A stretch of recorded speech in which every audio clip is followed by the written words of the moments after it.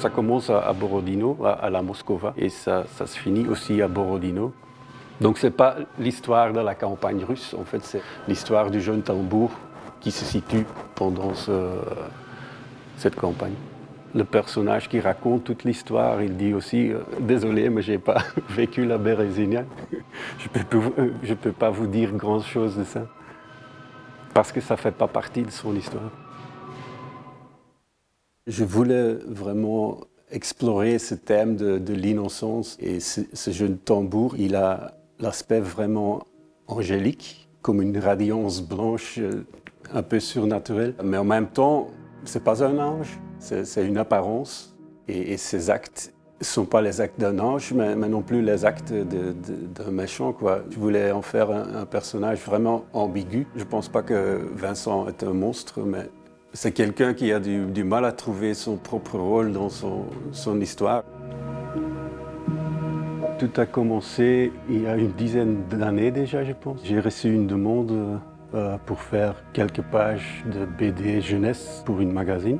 Je venais de lire Guerre et paix de Tolstoï. Et donc j'ai fait quelques pages sur Petya Rostov, le plus jeune des Rostov dans le roman. Il y a un an, il y avait Mathias Vincent du Lombard qui m'avait demandé de faire un livre avec eux.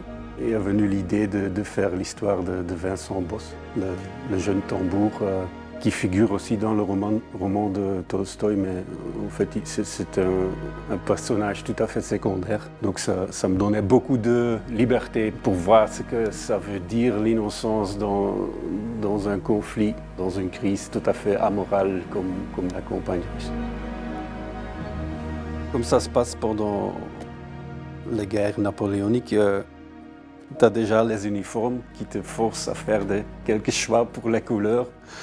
Donc, une de mes couleurs principales, c'est le bleu indigo, qui était aussi le vrai bleu des uniformes français. J'ai aussi cherché un truc plus jaune. J'aime bien ces tonalités un peu terre, comment ça s'appelle? Terre brûlée, des trucs comme ça. Dès que tu as ta palette, tu peux faire ce que tu veux en fait. Allez, j'arrive toujours à faire des pages cohérentes, des images cohérentes, juste aussi parce que j'ai ce palette qui met tout ensemble, quoi. Ça se passe assez organiquement, j'y réfléchis pas trop. C'est le graphisme qui dicte l'histoire et l'histoire qui aussi me force à choisir un certain graphisme.